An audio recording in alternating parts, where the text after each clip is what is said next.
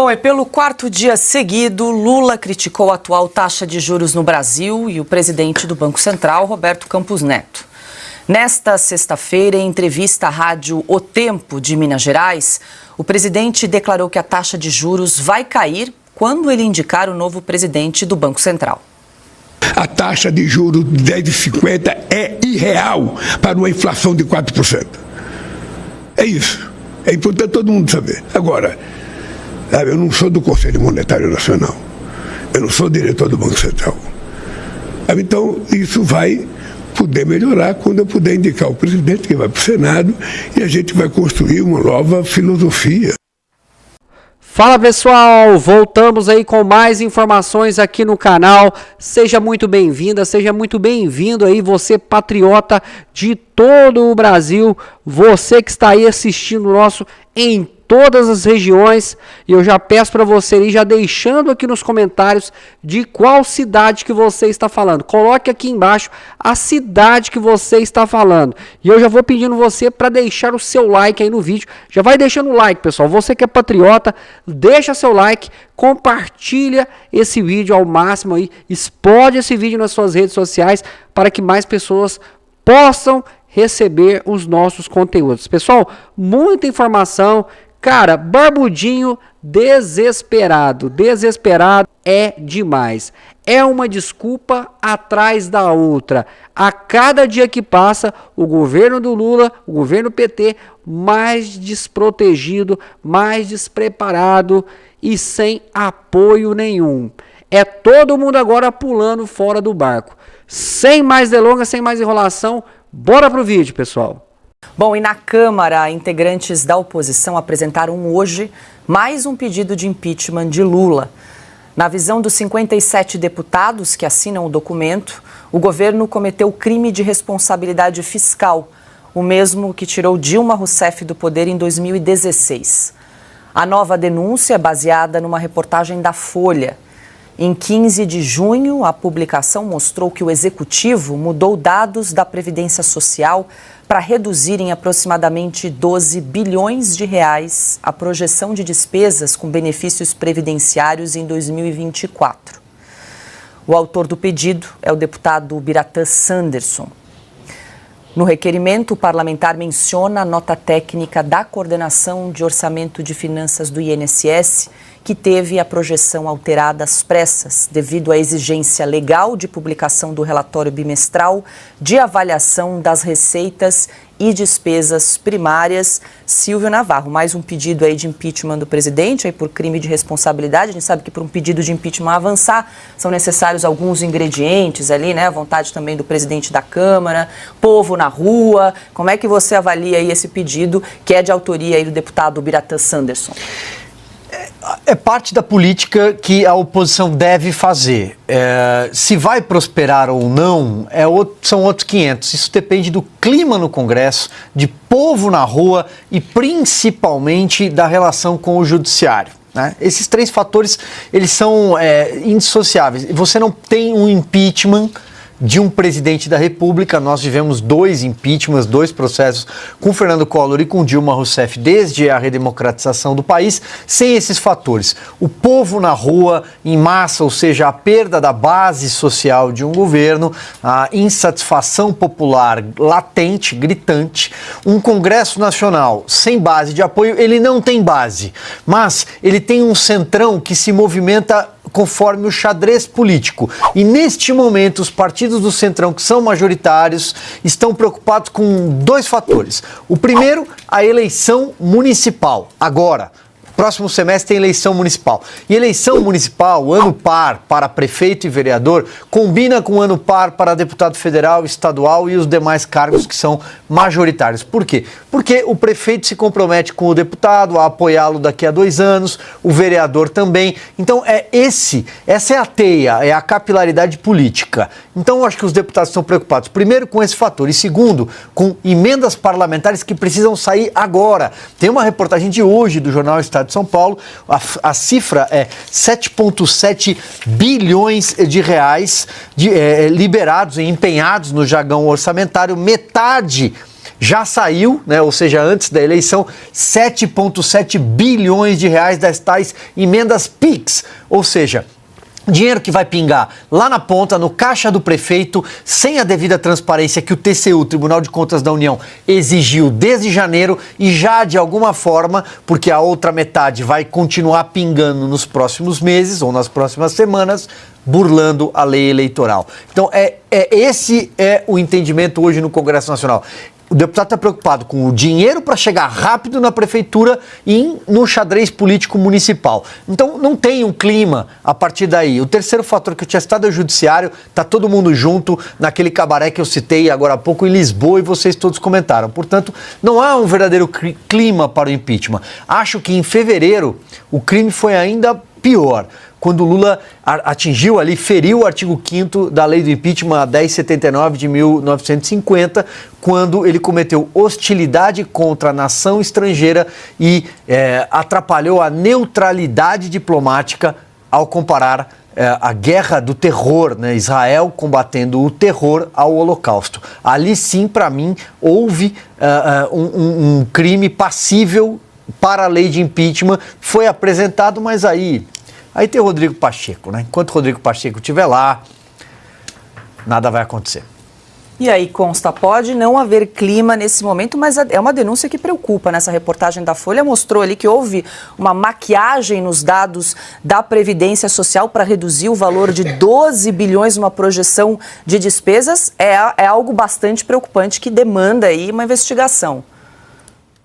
Tudo nesse desgoverno é muito preocupante e a gente leva imediatamente as mãos ao bolso. Eu acho que o Silvio fez uma análise já bem completa, né, do que é um impeachment, realmente da questão política junto com a questão jurídica. E a questão jurídica, né, é o pretexto, digamos assim, aí você puxa da cartola o que você quiser. Tem a questão que o Silvio mencionou sobre Israel, tem pedalada fiscal, tem um monte de coisa, né, porque o Brasil voltou e a gente sabe o que isso significa na prática. Agora, o Al Capone foi pego lá pelo imposto de renda, né? Então, o Lula tinha que estar cumprindo pena até hoje pelos seus crimes. Mas o ladrão resolveu voltar à cena do crime, como diria Geraldo Alckmin. Sempre que eu menciono essa frase, eu digo o nome do autor, né? Foi o Geraldo Alckmin que disse isso.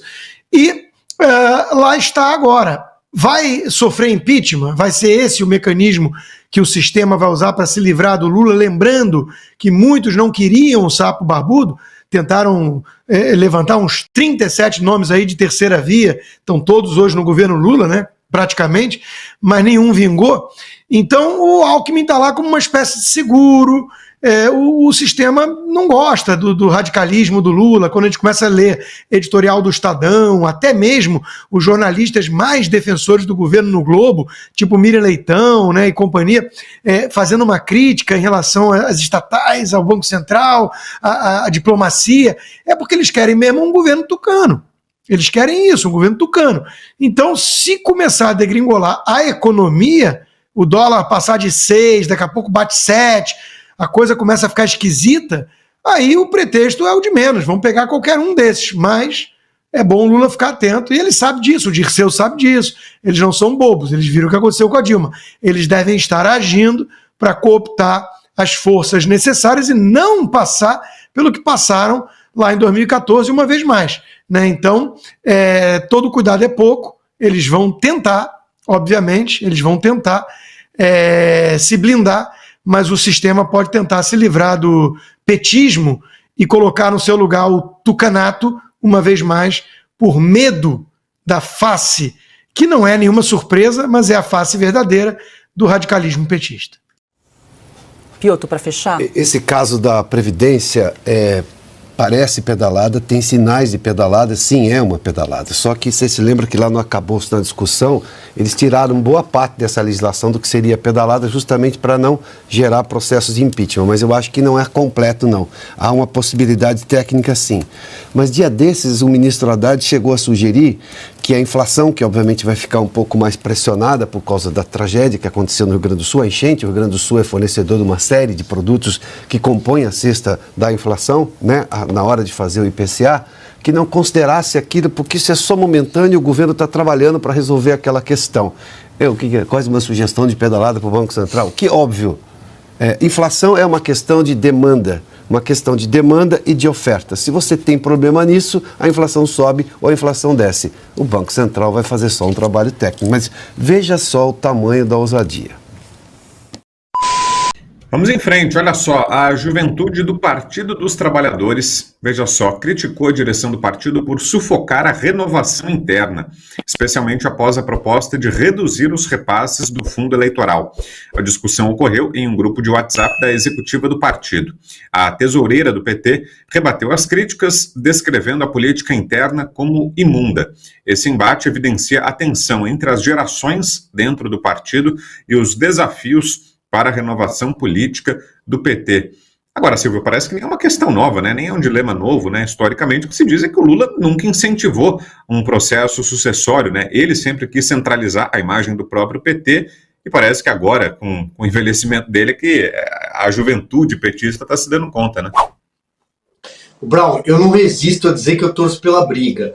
Agora, veja você, o Lula nunca se preocupou em fazer um sucessor, nunca. Desde a Vila Euclides, quando ele fazia comício no Sindicato dos Metalúrgicos do ABC, em São Bernardo do Campo, até quando o PT evoluiu, se tornou um partido político, começou a disputar eleições e chegou num projeto de poder comandado por José Dirceu em 2002, com a eleição dele, né, ele, Lula. O Lula nunca se preocupou em fazer um sucessor. Isso era uma queixa do José Dirceu, inclusive, porque o Dirceu, em vários momentos, achou que seria uma espécie de sucessor natural do Lula. Mas quando teve um mensalão, o Lula rifou o José Dirceu, que é, ao fim e ao cabo, o grande punido na ação penal 470 como chefe da quadrilha. Porque se o Dirceu não foi o chefe da quadrilha do mensalão, quem foi?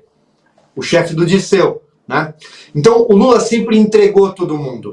O que acontece é que o Petrolão foi sufocando o Lula e ele viu toda uma geração envelhecer e parar na cadeia. José Genuíno, depois teve a morte do Luiz Guxiquem, que era um personagem importante naquele núcleo duro. Antônio Palocci foi preso, fez uma delação premiada e abandonou o PT. O Celso Daniel morreu em 2002, assassinado. O Toninho do PT morreu em 2001, na véspera do ataque às Torres Gêmeas nos Estados Unidos, assassinado. Então, ou seja, ele foi perdendo o núcleo dele. Né? Outras pessoas que se juntaram a esse governo foram saindo de cena. Ricardo Berzoini, o pessoal do Rio Grande do Sul, Tarso Genro, Olívio Dutra, o Luiz Duce, que era o mineiro que ele tanto gostava, o homem das letras de Minas Gerais, também se afastou e ele foi ficando sozinho. Sobrou para ele a Janja. Sobrou para ele a Gleisi e o Haddad. Porque o Haddad era uma espécie de o rostinho que o PT achava que era palatável para a mídia, as redações da grande imprensa gostam que ele toca violão, faz uma serenata aqui e outra ali, e por aí vai. Em algum momento tentou se vender a ideia de que o Fernando Haddad tinha trânsito com a Faria Lima, com o mercado financeiro, e por aí vai, que o Haddad era o novo Palocci, que vinha por aí uma nova carta aos brasileiros. Pois bem, o Haddad conseguiu a proeza de não conseguir se reeleger prefeito de São Paulo em 2016, quando o João Dória venceu no primeiro turno pela primeira vez. E ele saiu muito mal dessa eleição. Aí ele tentou disputar em 2018 com aquela máscara de papelão do Lula, que ele colocava e falava, eu sou o Lula. Não sei se vocês se lembram dessa cena. Não deu certo. Depois ele perde o Palácio dos Bandeirantes. Ou seja, o que restou do PT? Nada. Então, essa juventude do PT, eu não sei exatamente se é uma juventude grisalha dos diretórios acadêmicos ou de onde é que eles vêm. Mas, de alguma forma, eles têm razão. O PT não tem linha sucessória. Mas, repito, eu torço pela briga e eu acho bom. Bem rapidinho, então. O PT vai inspirar o quê na juventude, né? Que legado que inspira? É isso, né? O mensalão, o petrolão. Quanto ao restante, eu vou só fazer uma comparação. O líder medíocre se cerca de pessoas incompetentes, bajuladoras, de postes apagados.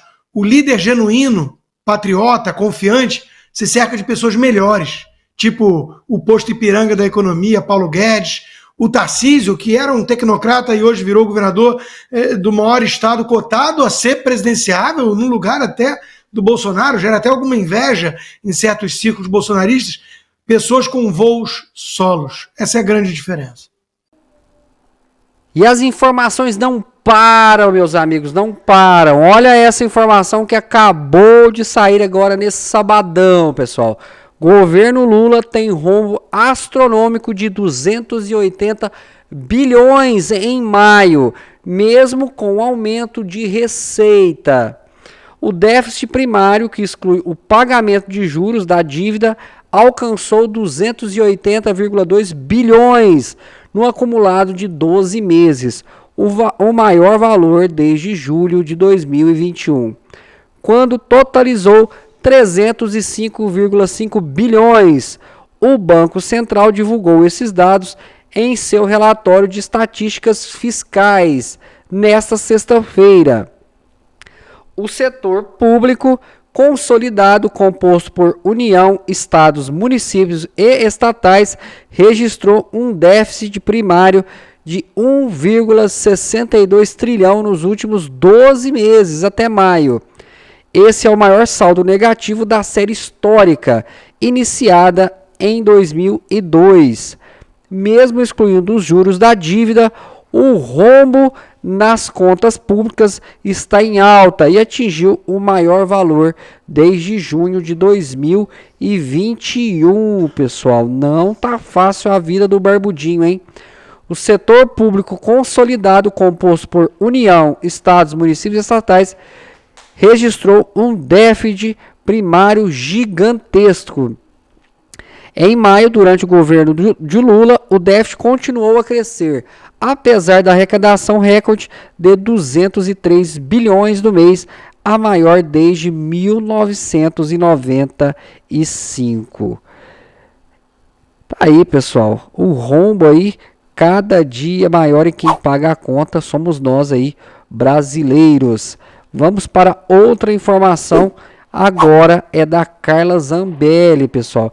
Carla Zambelli, que faz grave denúncia sobre o governo Lula, os irmãos Batista e a compra de uma termoelétrica que tem dívida bilionária. A deputada Carla Zambelli expressou críticas à recente aquisição de 12 usinas termoelétricas no Amazonas pelos irmãos Joesley e Wesley Batista, proprietários da Ambar Energia.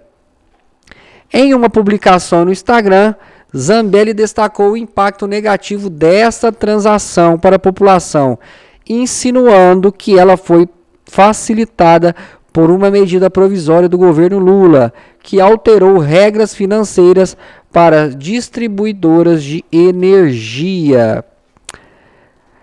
A deputada diz: inacreditável a compra das termoelétricas pelos irmãos Batista. Quem vai pagar por isso? Lutaremos para derrubar o quanto antes essa medida provisória de Lula, declarou a deputada.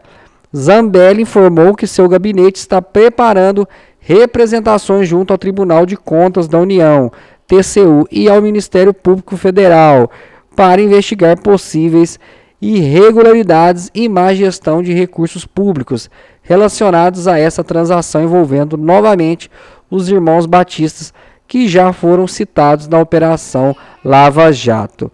Pessoal, essas são as informações, espero que vocês tenham gostado aí deste vídeo. Vou pedindo para você já ir compartilhando, deixando o seu like aqui no vídeo, pessoal, que é muito importante. E se você não é inscrito no canal, já te faço um convite para se inscrever gratuitamente, clicando aqui no botão inscrever-se. Clicou, já está inscrito no canal e aí clica no sininho das notificações para você receber novos vídeos aí diários, todos os dias para vocês. Eu vou ficando por aqui, um forte abraço e te espero no próximo vídeo.